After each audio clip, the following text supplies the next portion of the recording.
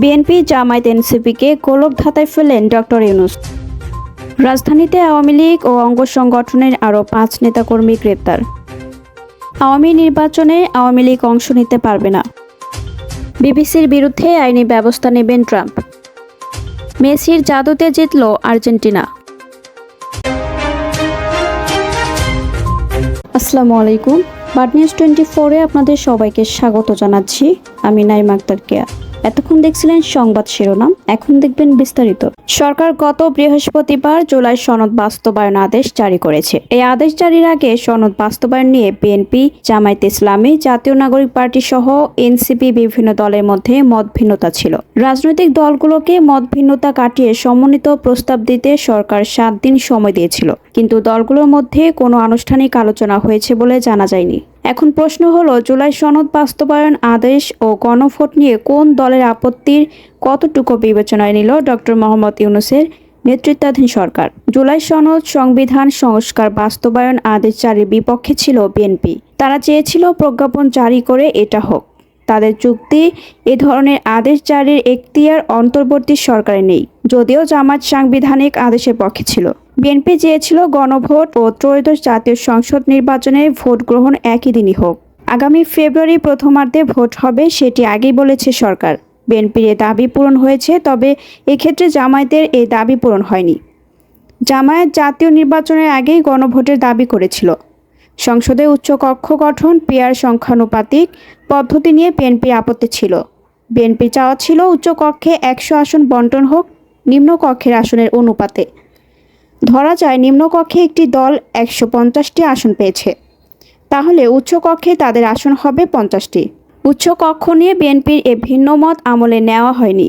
এক্ষেত্রে জামায়াত ও এনসিপির দাবি পূরণ হয়েছে, অর্থাৎ সংসদ নির্বাচনে দলগুলো যে অনুপাত ভোট পাবে সে অনুপাতে আসন বন্টন হবে উচ্চকক্ষে। যদি কোনো দল 10% ভোট পায়, তাহলে উচ্চকক্ষে আসন পাবে 10টি।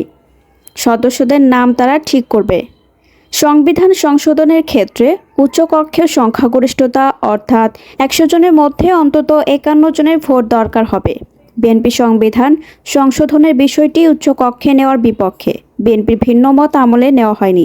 বিএনপি চেয়েছিল নোট অব ডিসেন্ট, অর্থাৎ ভিন্নমত অনুযায়ী জুলাই সনদ বাস্তবায়নের ব্যবস্থা হোক, অর্থাৎ নির্বাচনে জয়ী হলে তারা রাজনৈতিক প্রতিশ্রুতি অনুযায়ী ভিন্নমত থাকা প্রস্তাবগুলো বাস্তবায়ন করবে।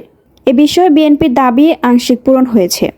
মূল বিষয়গুলোতে বিএনপির ভিন্ন মত আমলে নেওয়া হয়নি, যেমন দুর্নীতি দমন কমিশন, সরকারি কর্ম কমিশন, মহাহিসাব নিরীক্ষক নিয়োগ ও ন্যায়পাল নিয়োগ। উদাহরণ হিসেবে বলা যায়, বিএনপি চেয়েছিল দুদকে নিয়োগ আইনের মাধ্যমে সরকার করবে, সেটি জুলাই সনদ বাস্তবায়নে আদেশে রাখা হয়নি।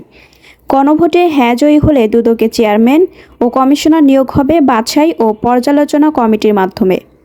এই কমিটির আপিল বিভাগের জ্যেষ্ঠতম বিচারপতির প্রধান বিচারপতি ব্যতীত নেতৃত্ব হবে।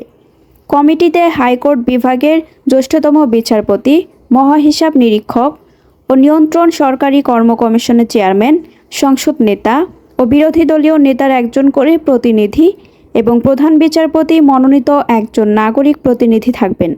এই কমিটির নাম প্রস্তাব করবে, রাষ্ট্রপতি নিয়োগ দেবেন। তত্ত্বাবধায়ক সরকার নিয়ে বিএনপির ভিন্ন মত নেই, তবে তত্ত্বাবধায়ক সরকার গঠন কিভাবে হবে তা নিয়ে বিএনপির ভিন্ন মত ছিল, তা আমলে নেওয়া হয়নি। এনসিপি জুলাই সনদের আইনি ভিত্তি চেয়েছিল, সেটি অনেকটা হয়েছে, তবে ঐকমত্য কমিশনের একটি বিকল্প সুপারিশে বলা হয়েছিল নির্দিষ্ট সময় সংসদ সংস্কার প্রস্তাবগুলো অনুমোদনে ব্যর্থ হলে সেগুলো 270 দিন পর স্বয়ংক্রিয়ভাবে সংবিধানে যুক্ত হয়ে যাবে। এটি নিয়ে আপত্তি ছিল বিএনপির। সরকার স্বয়ংক্রিয়ভাবে সংবিধান সংশোধনের সুপারিশটি আমলে নেয়নি। এনসিপি চেয়েছিল প্রধান উপদেষ্টা জুলাই জাতীয় সনদ বাস্তবায়ন আদেশ জারি করবেন, কারণ রাষ্ট্রপতি মোহাম্মদ শাহাবুদ্দিনকে নিয়ে আপত্তি ছিল।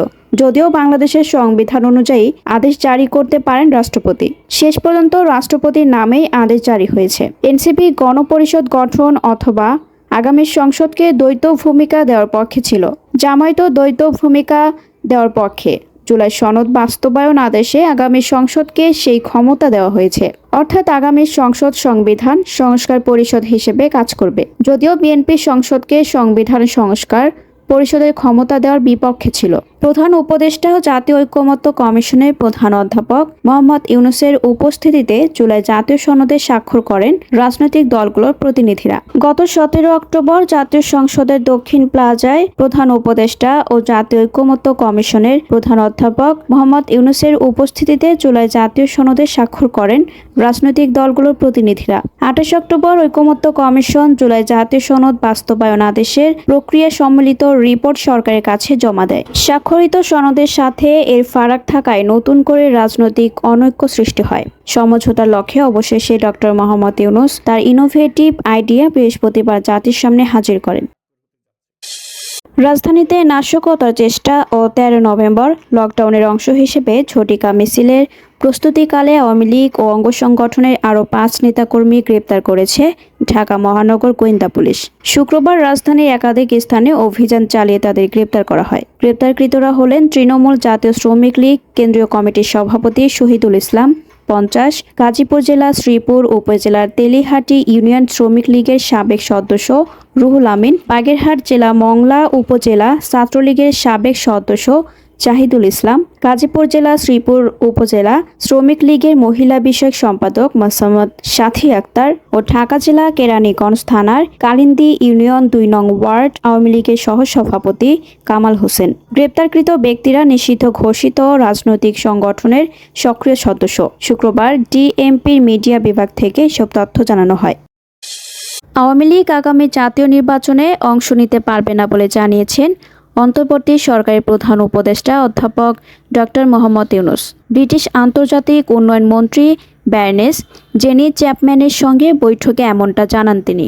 শুক্রবার প্রধান উপদেষ্টার প্রেস উইং থেকে এক বিজ্ঞপ্তিতে এই তথ্য জানানো হয়েছে। বৈঠকে ফেব্রুয়ারি নির্বাচন, অবৈধ অভিবাসন রোধ, বাণিজ্য সম্প্রসারণ, রোহিঙ্গা সংকট এবং বিমান ও সামুদ্রিক খাতে সহযোগিতা বৃদ্ধির মতো বিষয় নিয়ে আলোচনা হয়।